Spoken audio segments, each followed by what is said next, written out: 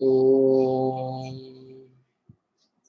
श्रुति स्मृति पुराणानाम् आलयं करुणालयं नमामि भगवत्पादं शंकरं लोकशंकरं शंकरं शंकराचार्यं केशवं बादरायणं सूत्रभाष्यकृतौ वन्दे भगवन्तौ पुनः पुनः ईश्वरो गुरुरात्मेति मूर्तिभेदविभागिने व्योमवत् व्याप्तदेहाय दक्षिणामूर्तये नमः सदाशिवसमारम्भां शङ्कराचार्यमध्यमाम् अस्मदाचार्यपर्यन्तां वन्दे गुरुपरम्पराम् ॐ सहना भवतु सहनौ भुनक्तु सह वीर्यं करवावहै तेजस्विनावधीतमस्तु मा विद्विषावहै ॐ शान्ति शान्ति शान्तिः ॐ पार्थाय प्रतिबोधितां भगवता नारायणेन स्वयं व्यासेन ग्रथितां पुराणमुनिना मध्ये महाभारतम् अद्वैतामृतवर्षिणीं भगवतीम् अष्टादशाध्यायिनीम् अम्ब त्वामनुसन्दधामि भगवद्गीते भवद्वेषिणी यं ब्रह्मा वरुणेन्द्ररुद्रमरुतः स्तुन्वन्ति दिव्यैस्तवैः वेदैः साङ्गपदक्रमोपनिषदैः गायन्ति यं सामगाः ध्यानावस्थिततद्गतेन मनसा पश्यन्ति यं योगिनः यस्यान्तं न विदुःसुरासुरगणाः देवाय तस्मै नमः देवाय तस्मै नमः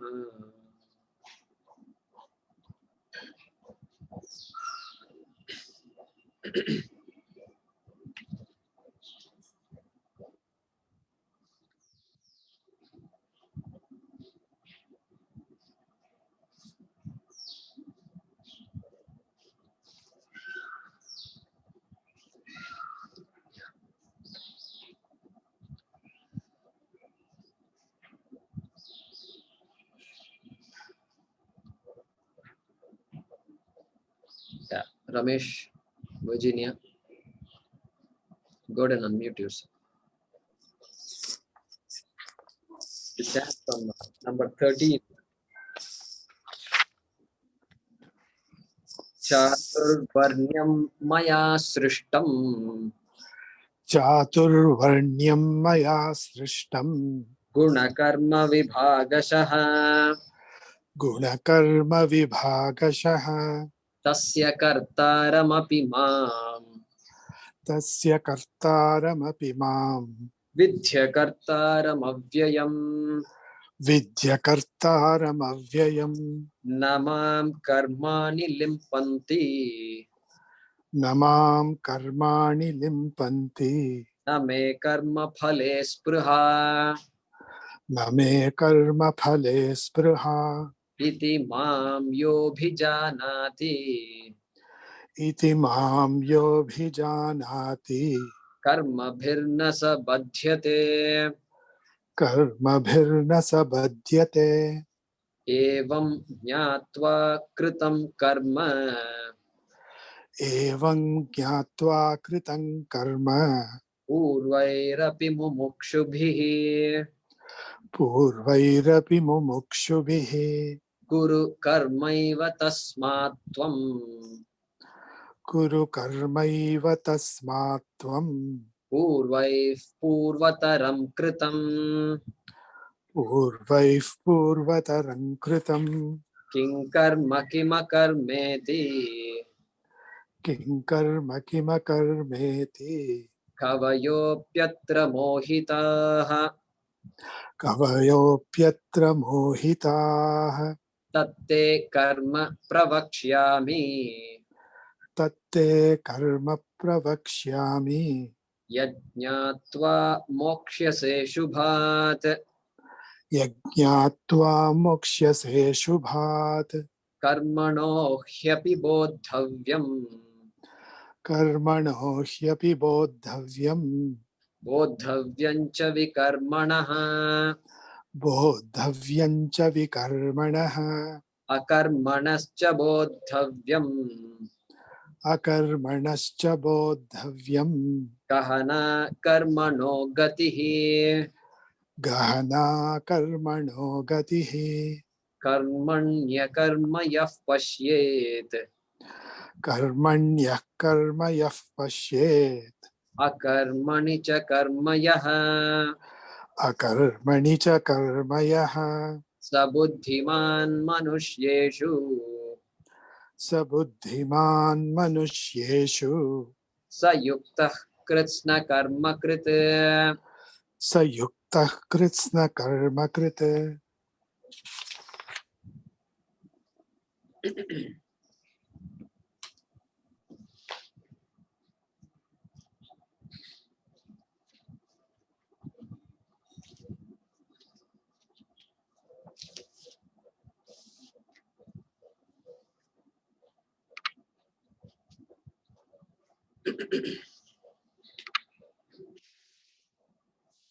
So continuing this topic of action and inaction.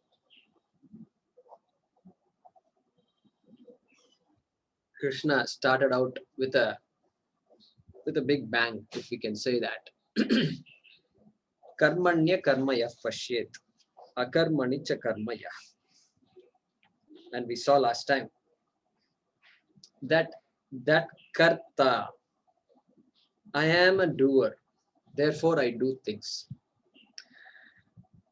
A wise person also does things. Everybody in this world does things.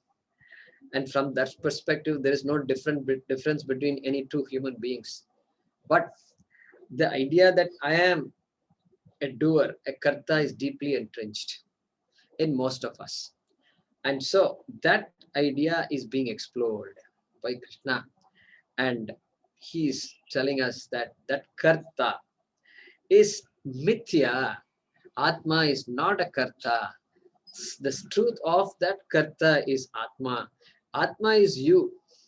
Karta is you, but you are not karta. Karta is you, but you are not karta. The wave is water, but water is not wave. This is the idea being unfolded here. And so last time we saw that karta is the kingpin, and karta has ragadvesha and therefore does karma, and karma will have karma phala. Karma phalam will have adrishtam, punyam or papam, which will lead to another janma. And because only janma can exhaust punyam and papam, and then again karta is born because ajnanam is there, and karta, karma, etc. etc. This chakram continues. And so, how to get out of this chakram, samsara chakram? That's even Indians who don't know any shastram to speak of, they know samsara chakram. If you say, yeah, samsara chakram, Maya is creating all these things. This Maya is too powerful, like that, they will say. Everybody is a philosopher, And so, so this samsara chakra is there. And so, to come out of that, we saw last time a couple of ideas were given. And surrender, the idea of surrender is talked about. Sharanagati, very popular in our tradition and very important also. Very important, because that's the only way to kind of sublimate the ego, reduce the role of ego in our life. Unnecessary role of ego. Ego is necessary. I'm not saying ego is unnecessary. If the ego is lost, then the person is gone. Okay, some identity is required, and so for that, ego is required. A healthy ego is required. And so surrender of the ego will not really accomplish the ignorance will not be removed by surrendering the ego. We saw that last time. So surrendering of ego can only mean, surrendering of kartrutvam can only mean a mature attitude. It's a maturity, an idea of the whole and my role in the scheme of things and what role I can play in this yajna. And I can look upon all my activities as a yajna. I can look upon this world as not separate from Bhagavan, and then whatever I do becomes an offering. I don't have to do a special offering. If I'm able to see that the minute I get up, when I cook, make my tea, I am doing a yajna. I'm offering it. If I can see it, then really speaking, my whole life becomes very meaningful. So then that is a way of surrendering. I'm surrendering this ego, which is smarting as a very smart guy and smart this and smart that. And I need this, I deserve this, and all these things deserve. This idea of deserving has to slowly go away. I deserve praise, I deserve respect, all that goes away. So that's where surrender plays. And so we saw that last time, that surrender is a mature attitude. And so how to get rid of this kartrutvam? Surrender is a way to sublimate the kartrutvam, to keep the kartrutvam under check, but not really to eliminate. And the goal is not to eliminate anyway. And so that when that surrender happens, it's not easy also, because the person who is the most philanthropic can also say, I am the most philanthropic person. I've done so much to this community. Everything that you've seen here, all the progress in this community is because of me. Like that, a charitable person can say. So which means that charity itself does not help the person really. It is supposed to help the person, but then the person has to grow even more. Charity is good, no doubt, but to take ownership to all of that. It is because of me this happened. No. I'm blessed to be in a position where I could help my community. That's amazing, because there are so many people who would like to help, but they can't help. They are unable to help for so many reasons, that they themselves are not capable, they don't have the resources, or they have so many things going on that they can't help others. So therefore it's a blessing to be able to help others. So that vision completely shifts the whole outlook towards life. And then the Shastram says, no, okay, beyond charity you go. Study the Shastram. Shravanam Kuryat. May you study the Shastra. And then he says, oh, really? So he says, okay, I'm going to study. And then he studies and studies. And then later on he says, I am one of the greatest philosophers. People are not recognizing me. Again, the same ego, the same karta wakes up. And he says, I'm the one who studied all this. You know what all I studied in the last 3 years? Only 3 years. Look how much I've studied. So then again the ego kicks up. And Swami Paramarthanandaji says this, and reminded, I've told you this before. And it seems somebody came to Swami Chinmayanandaji and said, Swamiji, I want to study under you. Why? I've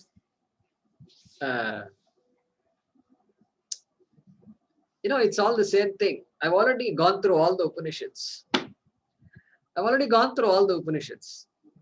And so I think there is not much in this. It's all the same thing again and again. Same Atma. How long can you hear about Atma and Karta, Akarta, Bhokta, all these things? It's obviously boring. So I've gone through all the Upanishads. So Swamiji told him, okay, you've gone through all the Upanishads. How many Upanishads have gone through you? How many Upanishads have gone through you?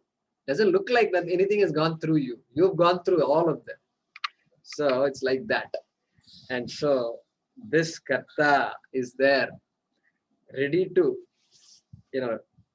pull his fangs out and talk about himself. And so, Vicharam na sahate. How do you get out of this samsara? Well, that ego, if I want to just temporarily use that word, Karta, Ahankara, Question the ahankara, question the reality of the ahankara. Ahankara shivers. That is the only thing it's afraid of. Ahankara is afraid of only one thing. What is that thing? Vicharam. Vichar karo, ahankar ko. That's it. Ahankara says, do anything, my dear. Don't ask about me. Don't ask me who I am. You know, Ganga, this Shantanu wanted to marry Ganga. And then Ganga said, okay, I'll marry you. But under one condition. You should not ask me what I'm doing. Okay. This is the condition she gave. And he said, okay, no problem. And what no problem? So that only really caused problems later on. So she was doing things, she was throwing all the babies into the water. And at one point he couldn't bear it. He said, what are you doing? Why are you doing all this? And then she vanished. And so vanish. Once you ask the question about ego, about ahankara, then the reality of the ahankara will go away. Ahankara will not go away. The ahankara's imposting, it is an imposter.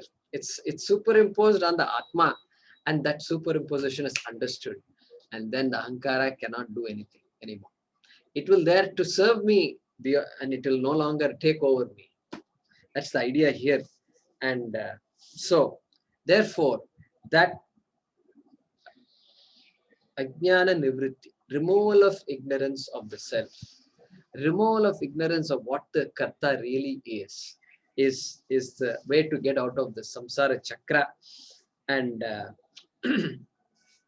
and the ego continues to be there when the knowledge takes place. And so what we say there is, we're not talking about destruction of ego, very commonly written in many books. You have to destroy your ego. You have to destroy your ahankara. And no, this destruction is called badha. Badha. We saw this earlier also. Badha. Badha means negation by knowledge. Negation by knowledge. Twinkle, twinkle, little star, how I wonder what you are. Up above the world so high, like a diamond in the sky. So for that child, everything is real, absolutely real. The sky is absolutely real. The star is absolutely real. The star is very little, and the star twinkles. All these things are absolutely real. And then you come out of high school and you say, my God, twinkle, twinkle, little star, it's all a bunch of lies. Really speaking, if you see, it's a bunch of lies. I started my life by learning a bunch of lies. But fortunately, nobody says that. And we grow out of that. We say, hey, it's just a rhyme. It's a beautiful rhyme for the child. That's about it. But then nothing changes. The blue sky continues to remain the blue sky. But badha has taken place. What is a badha? There is really no sky. There is really no roof on top of this world, like a roof that is there on my house. The sky is not like that. And then badha has taken place. What kind of badha has taken place? The sky is not blue in color. There is really no thing which is blue out there. That is another badha. And this star is not little. Another badha. Badha means negation. And it appears little, but in reality, the star is not little at all. It's huge. It can even be bigger than the sun. Who knows? And so these are all badhas. And negation. And that's the negation we are talking here. And also like going to a movie.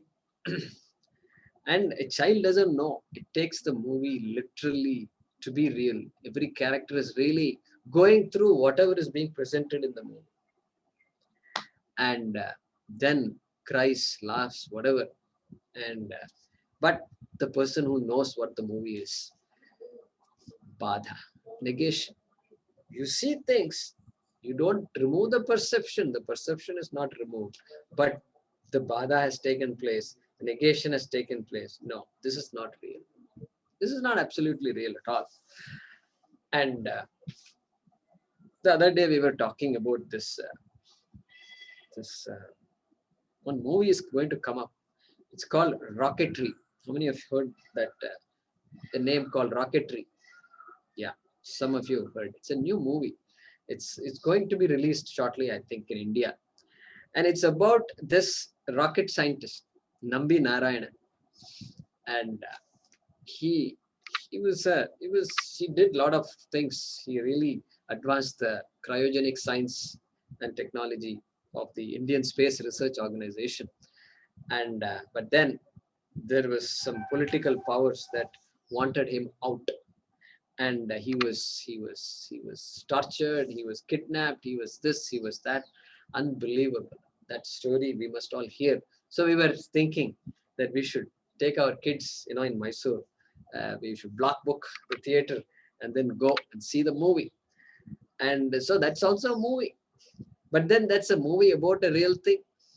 So it's not all unreal, so to speak.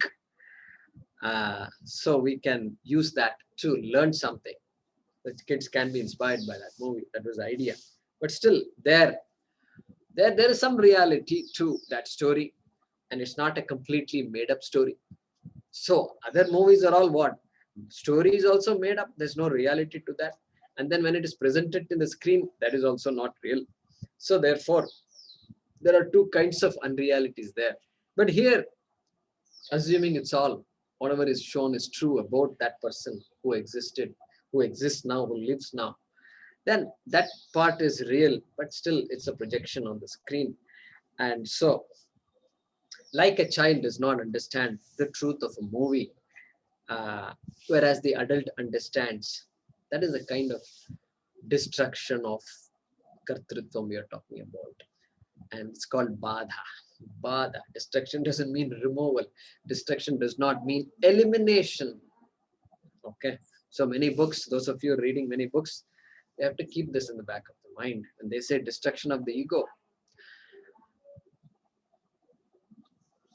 we have to find out what that person, what that author is trying to say. And you have to look closely. Look closely. And give the person the benefit of doubt. But then find out what the person says. So that's what is being talked about here.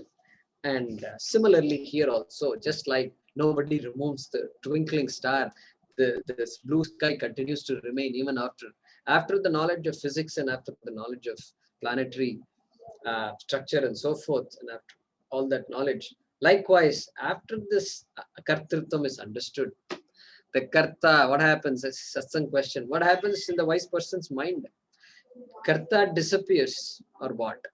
No. Karta remains. Karta happily remains. But the truth is understood. What is the truth? I am not the karta. The karta is I, but I am not the karta. Okay, that's the truth of that ahankara. And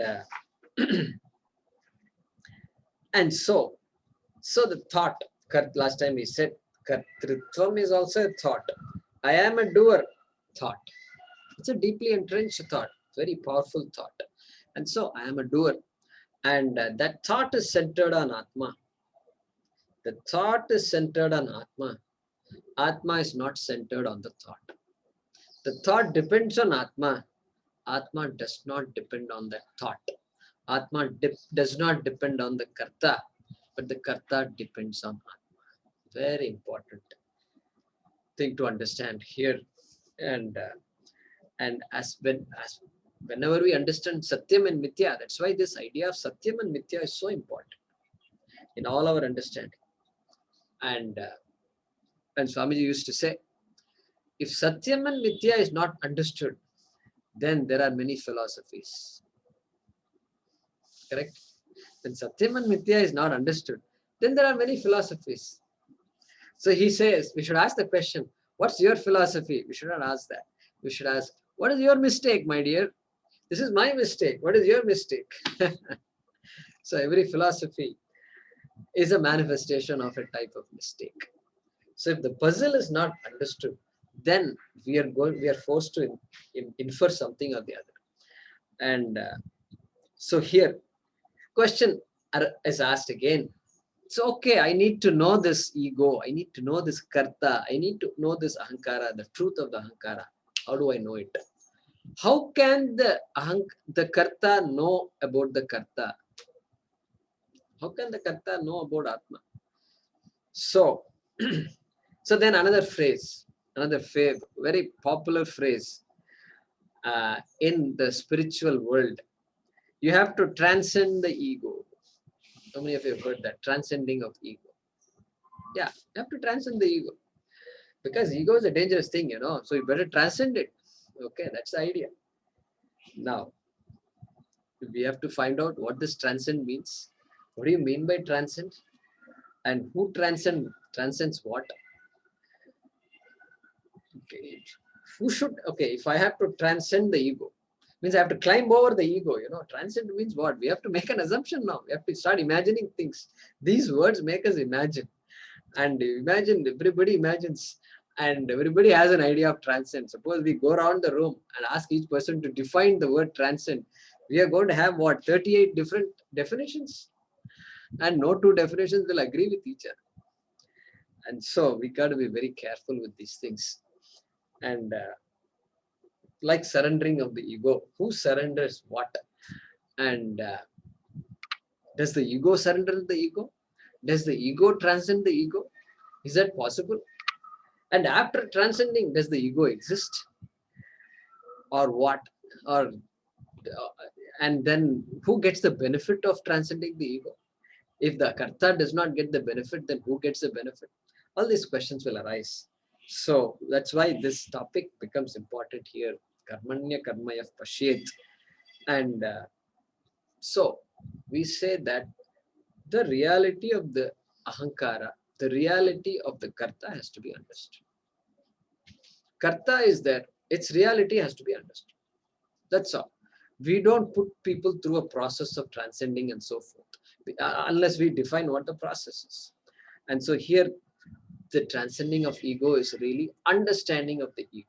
First, let's understand it. Then we will decide whether we have to transcend it or not. Okay. So that karta, that ahankara, has to know the reality of the ahankara. And how do you know anything? We know anything through our means of knowledge. We've got means of perception.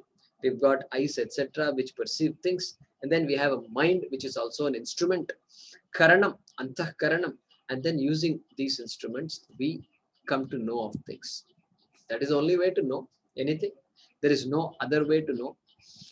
And then we said, okay, now these means of knowledge that have been provided to us is not enough to know the Atma.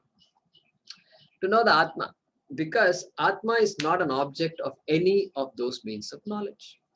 Atma is not an object of the eyes. The eyes cannot point to the Atma, identify the Atma. Look, Atma is there. Grab it while it's right here. No, Atma cannot see the Atma. The eyes cannot see the Atma. No sense organ can objectify the Atma. What about the mind? At least the mind should be able to grasp the Atma. No, mind cannot. Why? Because the mind depends on the Atma. Atma doesn't depend on the mind. The oxygen is provided to the mind by the Atma. So, but unfortunately, the mind cannot objectify the Atma. So, yato vacho nivartante. Taittiriya Upanishad. Yato vacho. No word can access that Atma. You know how beautifully it says. Yato vacho nivartante apraapya manasa saha anandam brahmano vidvan. Yeah, so some of you know the chant. So, apraapya manasa saha. Apraapya. Even the mind tries its best to access Atma, but Atma is not available. You can't access it. And so then then is a problem. Then how can I know the Atma? Well, then there is a means of knowledge called Shastram, called Shabda Pramanam, which is what we are exposing ourselves to. And that Karta is operating the Pramanam. Which Pramanam? The Shastra Pramanam, Shabda Pramanam. And the Shabda Pramanam means the Shastram, the Vedas, and the Vedas, especially the Upanishads, part of the Vedas, which essentially tells me who I am, which is like a mirror. And the mirror is supposed to reflect me and I, just like in the physical mirror that is there in the home. And the Shastram tells me who I am. And it says Atma is Avinashi, Atma is Sarvagataha, Atma is Purnam. You are Purnam. You have mistaken yourself to be inadequate. You have mistaken yourself to be as good as this body. You have so much knowledge about this body. What is the use of all that? What is the use of all this science? When I die. I am a scientist. I am a greatest scientist. But I die an unhappy person. What is the use of all the science? Well, the problem is all the science applies to the body and the mind. And I have taken myself to be the body, to be the mind, which is always going to be limited. And so that limitation has been superimposed on the Atma. That is a problem here. And so when I expose myself to that Shabda Pramanam, to that Agama Pramanam, also called Agama, Agama means Veda, to the Veda Pramanam, then what happens? Then only knowledge takes place. The knowledge of Atma takes place. And that notion I have of I am the ego, I am the Ahankara, I am a Karta, I am a Bhokta, I am this, I am that. Anything I've said about myself all these years is not absolutely true. It's not correct. It is correct only to some extent. I am an engineer. Yeah, correct to some extent. Based on my profession, from the point of view of my profession, I am an engineer. But fundamentally, I am not. Fundamentally, I am more than an engineer. That is to be understood here. And so that is why technically we don't say we are studying the Shastra. Correct? Studying the Shastra. Even though it's true, we are studying. But really speaking, what's happening is we are exposing ourselves to the Shastra. Correct? Exposing ourselves. Because Shastra has already said who I am. And so that Shravanam becomes important. Shravanam is what? Listening to the Shastra. Because I'm conditioned. I'm so conditioned that I need to be deconditioned first. Deconditioned. And there is, in our chanting group, there is a person who makes certain types of mistakes constantly. And so that person is conditioned. Now, so he has to, our Swamiji will decondition the person, will repeatedly say, this is not the way to say it. And so mentally he has to decondition himself. He's been told that that's not right, that's not right, that's not right. Every class this happens. Same mistake. Okay. So somebody has to keep on telling, that's not right. Atma is the whole. No, you're not a mortal. You're not a mortal. Like that. But it's more than that. It's deconditioning, but then knowledge has to take place. It's not simply deconditioning. Conditioning culminating in knowledge of the whole. And so here, exposing ourselves to this Agama Pramanam is what removes that ignorance of the self. And then what happens to that Ahankara after knowledge takes place? Ahankara will remain. Nothing wrong. We don't have to be, we've been, all these books make it feel as though this Ahankara is a dangerous thing. And you have to destroy it. It's a demon. And Kama, this Shiva is meditating. And this Kama Deva came and he disturbed Shiva in his meditation. And boom, finished. Shiva opened the third eye and Kama became ashes. So desire is a very dangerous thing. And Kama, Krodha is of course dangerous. So I'm stuck now. And I'm trying hard to remove my desire. And I'm meditating so hard to remove all my desires. And then somebody comes and calls you. Didn't I tell you not to disturb me when I'm meditating? And anger. The same anger is there.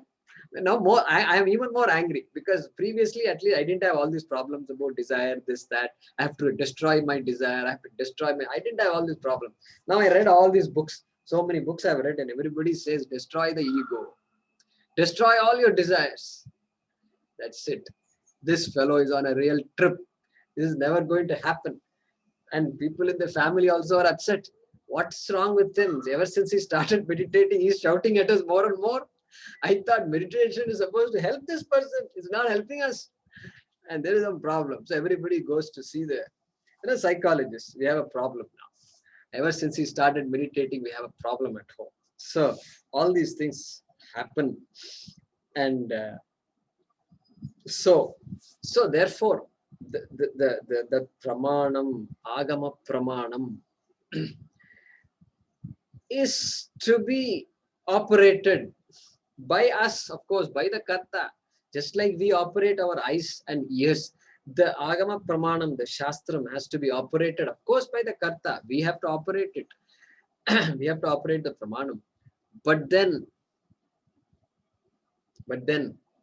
we really don't operate it also. And that's why we call it as exposing ourselves to the shastram. Shravanam kuru, listen to the shastram. That's why oftentimes simply reading a book by yourself doesn't work. They don't advise. Our tradition will not allow you, will not accept that at all. Now, we are not saying don't read any books. And I also read books. But read books after getting exposed to the shastram. Otherwise, the conditioned mind is going to look at all these words in a particular way. And I will conclude whatever I already concluded. And so very difficult. And so the shastram, that shravanam is needed. And our tradition will not give value to books. They will not value books at all. You go to traditional patshalas and all, and they will not. Books are good to have. They have books these days printed. It's all available. It's good, very convenient. But you can't say I studied this book on Upanishad, this particular Kena Upanishad book by this Swamiji. You can't say that. They will think you're crazy. So, exposing ourselves to the Shastram, and really, it's called Brahmastram. Brahmastram. How many of you heard the word Brahmastram? Yeah, Brahmastram. It's there in all our Puranas. They say Rama killed Ravana by releasing the Brahmastram. Correct? So, all the things we wield with our hand, which are in our possession, and like a knife, etc., they're all called shastram. They're all called weapons, particular type of weapons called shastram. But all weapons that are released from the hand are called astras. Shastra and astra. Astra. So this astra is something that's released from the hand. And so an arrow will be called an astra because it's released. It does its job after it's being released and travels a particular length. It's called an astra. And so here also, Brahmastra, Rama released it. And then it did its job. And this Ravana was killed. And sometimes our scholars will interpret this particular act as the way the ahankara is destroyed by the shastra, by the agama pramanam, brahmastra. And so Rama tried so many things to kill Ravana, and he destroys one head, and after some time the head reappears, and so it falls on the ground and then it comes back again. And so there was no way. Rama was tired. He was tired. He couldn't really beat Ravana. And so like destroying our desire, and we try to remove desires, and you take away one desire, then another desire comes, and another 10 more desires come. So there is really no way of really, quote unquote, removing every desire. Desire has to be managed and understood and managed. Then the life will be complete. So likewise here, just like Rama had to use the Brahmastra, here also the Brahmastram of the Shastram is to be used, and then get back the joy that we are really, that belongs to us. Like Rama gained Sita. Rama was really never away from Sita, but as though away, and then gained back his joy, who is Sita. So that's how the Ramayana was also interpreted by many. And so, and for doing that, of course, Shraddha is needed. Shraddha is very important. Shraddha means a commitment that this is true. Atma has to be complete and full. I must be all right. I must be complete. There cannot be anything wrong with me. That conviction must be there. Things that are wrong, in my head, I am confused and I don't know so many things and I have so many problems maybe there. But Shraddha means keeping all those things aside. Yes, I have hurt many people, so I have guilt. Yeah, okay. Keep the guilt aside for a minute. Many people have hurt me and I feel hurt. Okay, keep the hurt aside. I am confused about many things. Yes, confusion will be there. Keep the confusion aside for a minute. Keep all my prejudices away and be alive to the Shastra. That is Shraddha. Shraddha. Then Shraddhavan Labate Jnanam. We are going to see that later. And the one who has Shraddha gains knowledge. So that attitude is so important in our tradition.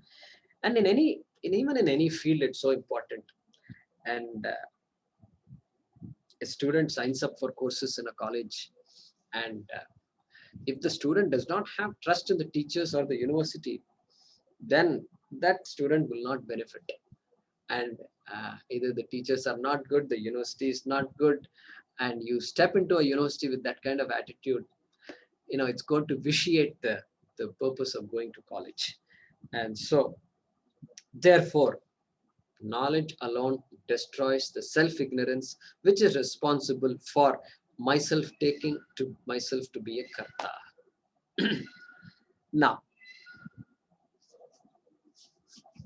okay, so I have understood Atma. I have understood the real nature of karta, and I got it. Now, can knowledge and error coexist? Means, can knowledge and ignorance coexist? Well, knowledge and ignorance cannot coexist because they are opposites. They are like light and darkness. Can brightness and darkness be there at the same place? No. Brightness and darkness cannot. Light and darkness cannot be at the same place. Why? Because they are opposites. Where light is, there is no darkness. Period. That's it. Because that's how light is. Light removes darkness. They cannot coexist. Now, what about ignorance? Can ignorance come back? I got it. Swamiji, I got it. Ignorance, can it come back? Because I've studied so many things and now I don't remember a lot of things that I studied in school and college. So I'm ignorant. Now I need to go. Somebody tells me some spectroscopy or something like that. Yeah, I remember studying it long ago when I was in college. But now I can't even spell that word. So that's how it has become. And is it possible? Well, well, so here is the rope and snake. And then I became wise when it came to the snake, and I know it's no longer the snake, it's actually a rope. But then next day I walk and I make the same mistake. I commit the same mistake. So I'm now ignorant of the actual object. It's possible. It's very possible. Therefore, ignorance once removed need not be permanent. And the reason it's not permanent in these kinds of situations is because the existence of the rope depends on my perception. The existence of the rope depends on my perception of the rope. Understand very clearly. The existence of the snake depends on my perception of the snake. And this object that I am perceiving it. So it depends on my perception. And my perception may be faulty. My eyes may be faulty. Or my eyes may be okay, but there is not enough light. And that makes me see a snake where there is a rope. I've got my own fears and I project a snake on the rope. So all this is possible because the existence of the rope depends on my perception. The sense, my perception.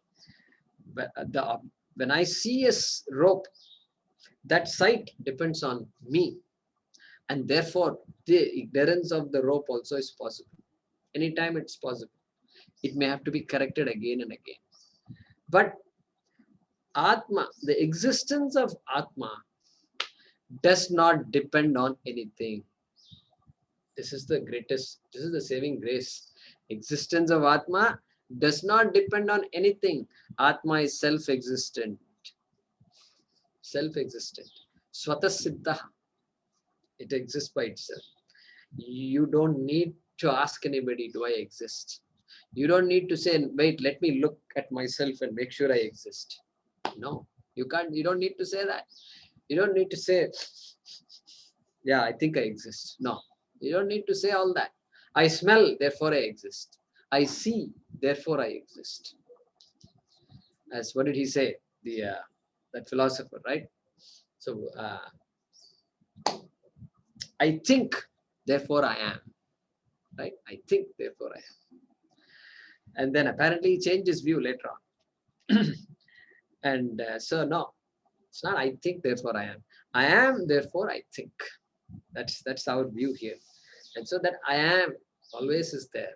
It always exists. And therefore, ignorance of that Atma also, once gone, is gone forever. Once gone, is gone forever. What about coma and all these things? Will a wise person who ends up being in coma and comes back, will that person have to study the Shastram again? Study Bhagavad Gita and all that? All that with 40 years of study, all gone or what? Well, it's not gone. It will not be gone. The person, if the person has a physical disease, if there is a disease, then the disease will manifest itself. And we have seen sannyasis who have Alzheimer's, who have all these things.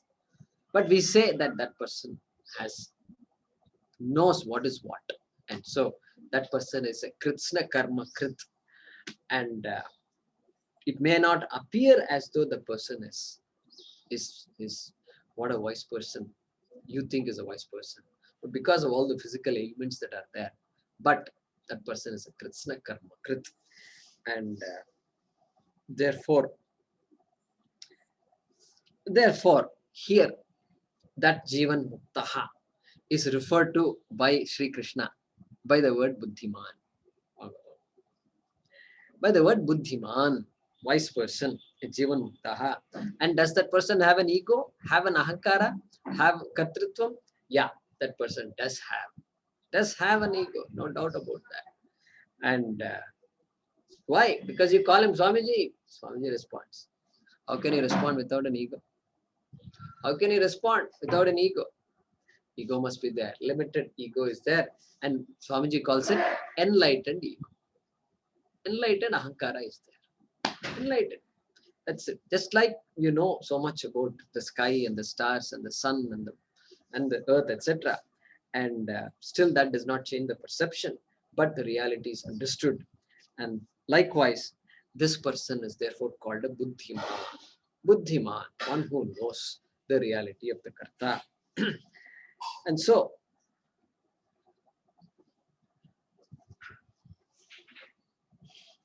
that reality has nothing to do with karma, no? The understanding the reality of the Karta has nothing to do with action itself. Once the reality is understood, then actions can continue further. Actions will continue. And fortunately, actions continue. Fortunately, wise people are available for us to teach. And if actions didn't continue, then we have a serious problem here. And so, actions continue. Performing an action does not affect the person. Does not affect the person because knowledge is like a bright light. It cannot be affected by anything. And so actions continue to get performed. Previously, things were done for my sake. I artha, kama, dharma, and moksha. Remember Purusharthas. Artha, kama, dharma. Previously, I needed all these things. And therefore, karma is meant for my sake. Karma phalam is meant for my sake. Whatever I do is for my sake alone. Atmani. So Atmanastu Kamaya Sarvam Priyam Bhavati. I do things for my sake. We saw all this before. And now what about now the wise person also does things? Well, now it's the reverse. Actions happen, emanate from joy. Previously, actions are done for joy. Now, the Ananda is understood. Atma is Ananda Swarupaha. And so, actions emanate from that. Actions emanate from that. No longer I have to do things in order to be better, in order to be more secure. All this idea will not be there for a wise person. So, that's important to be understood. And so here he says, Sa buddhiman manushyeshu. Manushyeshu. Manushyeshu means among people, this person is a buddhiman. But the literal meaning of the word buddhiman means one who has buddhi, one who has an intellect. Now, every human being has an intellect. So you can't use the word buddhiman for one specific person. You can't say that. But that's why he's using the word manushyeshu buddhiman. Means the one who has an intellect and has used it for what it is supposed to be used for. Look at that. Look at that. And used it properly. So long ago we saw the meaning of the word kripanaha, miser, as used by the Upanishad. Yova yetadaksharam aviditva asmal lokat preti.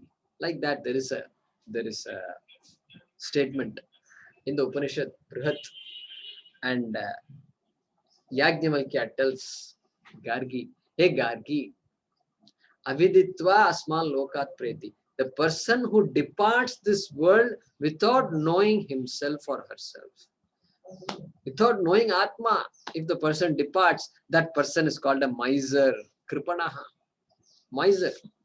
Why miser? Because this person was given an intellect. There are so many animals in this world, and this human being is a special animal endowed with this intellect, and that's what makes this person different from the animal. Simply just giving to your senses is not the purpose of human life, and the buddhi that was given was not used. Therefore, that person is a miser. Then Yova Gargi Viditva Asma Lokat Preti, the one who departs this world, having understood the Atma. What about that person? Brahmanaha. That person is called a Brahmana. That means by that definition, people who consider ourselves as Brahmanas are not Brahmanas. Because Shastra is pretty strict here. Brahmana means Brahma Veti iti Brahmana. Do you know Brahma or not? Then only you can call yourself a Brahmana. It's very, very strong here. The Shastram is very clear. And so, therefore, Manushyeshu Buddhiman. Among people, this person is a Buddhiman. He used the Buddhi for what it is supposed to be used for. That's the idea here. And so, Swamiji says here, real thinking is thinking about realities. Real thinking is thinking about realities. Okay, very interesting. And so that's the journey we are after here. And so what is the reality? The reality is that Atma is asangaha. Asangaha. It is not connected to anything. It's not connected to karma. It is not connected to karma phalam. It is not connected to heaven. It is not connected to the body also. Atma asangaha. Body depends on Atma, but Atma does not depend on anything. That independently existing Atma is me. And that person who knows it is a Kritsna Karma Krit. Kritsna Karma Krit. Why Kritsna Karma Krit? Well, because nothing needs to be done anymore. Everything is done. Everything that is supposed to be done is done. The account is closed, period. Account is closed.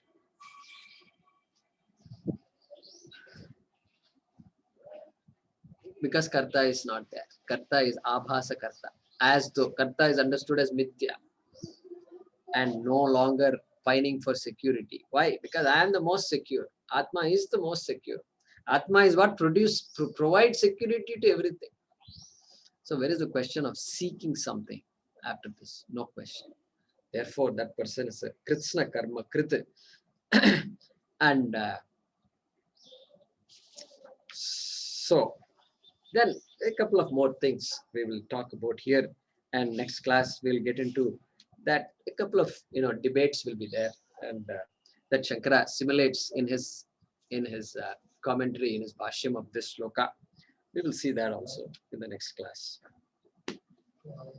So today we saw a little more about this removal of the so-called kartritvam is really not removal. It is really understanding what a karta is, and